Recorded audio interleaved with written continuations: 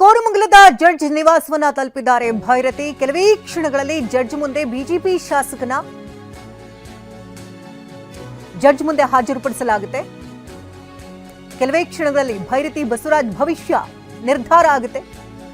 ಭೈರತಿಗೆ ನ್ಯಾಯಾಂಗ ಬಂಧನ ಆಗುತ್ತಾ ಅಥವಾ ಮತ್ತೆ ಕಸ್ಟಡಿಗೆ ಏನಾದ್ರು ಕೊಡ್ತಾರಾ ಅನ್ನುವಂತಹ ಕುತೂಹಲ.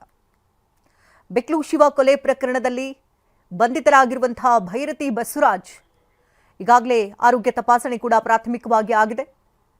ಕೆಲವೇ ಕ್ಷಣಗಳಲ್ಲಿ ಜಡ್ಜ್ ಮುಂದೆ ಬಿಜೆಪಿ ಶಾಸಕನನ್ನ ಹಾಜರುಪಡಿಸಲಿದ್ದಾರೆ ಪೊಲೀಸರು. ನಂತರದಲ್ಲಿ ಅವರ ಭವಿಷ್ಯ ಮುಂದೆ ಏನಾಗಬಹುದು ಅನ್ನೋದು ನಿರ್ಧಾರ ಆಗುತ್ತೆ.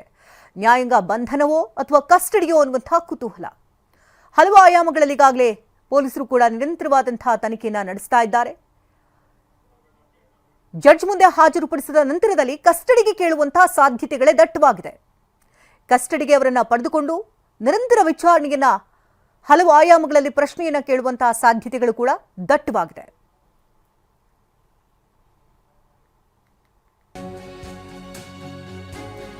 ಬೆಕ್ಲು ಶಿವ ಕೊಲೆ ಕೇಸ್ನಲ್ಲಿ ಭೈರತಿ ಬಸವರಾಜ್ ಬಂಧನ ಆಗಿದ್ದು, ಭೈರತಿ ಬಸವರಾಜ್ ನಿವಾಸಕ್ಕೆ ಬಿಜೆಪಿ ನಾಯಕರು ಭೇಟಿಯನ್ನ ಕೊಟ್ಟಿದ್ದಾರೆ.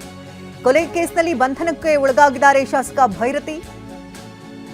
ಅವರ ನಿವಾಸಕ್ಕೆ ಬಿವೈ ವಿಜಯೇಂದ್ರ, ಸಂಸದ ಗೋವಿಂದ ಕಾರಜೋಳ, ಹಾಗೆ ಪ್ರೀತಂ ಗೌಡ, ವರ್ತೂರ್ ಪ್ರಕಾಶ್, ಎಸ್ ಹರೀಶ್ ಭೇಟಿಯನ್ನ ಕೊಟ್ಟು ಕುಟುಂಬಸ್ಥರಿಗೆ ಧೈರ್ಯವನ್ನ ಹೇಳ್ತಾ ಇದ್ದಾರೆ. ಕೆಆರ್ಪುರಂನ ಭೈರತಿ ಇಲ್ಲಿರುವಂತಹ ಶಾಸಕ ಭೈರತಿ ಬಸವರಾಜ್ ನಿವಾಸ, ಆ ನಿವಾಸಕ್ಕೆ ಈಗ ಬಿಜೆಪಿಯ ನಾಯಕರು ತೆರಳಿ ಅವರ ಕುಟುಂಬಕ್ಕೆ ಧೈರ್ಯವನ್ನ ತುಂಬುತ್ತಾ ಇದ್ದಾರೆ. ದೃಶ್ಯಗಳಲ್ಲೂ ಕೂಡ ಗಮನಿಸ್ತಾ ಇರಬಹುದು. ಒಂದು ಕಡೆ ಜಡ್ಜ್ ಮುಂದೆ ಹಾಜರುಪಡಿಸೋದಕ್ಕೆ ಭೈರತಿ ಬಸವರಾಜ್ನನ್ನ ಪೊಲೀಸರು ಕರ್ಕೊಂಡು ಹೋಗ್ತಾ ಇರುವಂತಹ ದೃಶ್ಯಗಳು, ಮತ್ತೊಂದು ಬದಿಯಲ್ಲಿ ಕುಟುಂಬಕ್ಕೂ ಕೂಡ ಆಘಾತವಾಗಿತ್ತು.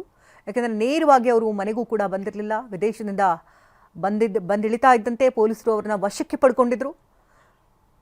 ಹಾಗಾಗಿ ಕುಟುಂಬಕ್ಕೂ ಕೂಡ ಒಂದು ರೀತಿ ಆಘಾತವಾಗಿತ್ತು. ಆ ಕುಟುಂಬಸ್ಥರಿಗೀಗ ಸಾಂತ್ವನವನ್ನ ಹೇಳ್ತಾ ಇದೆ ಬಿಜೆಪಿ ನಾಯಕರು.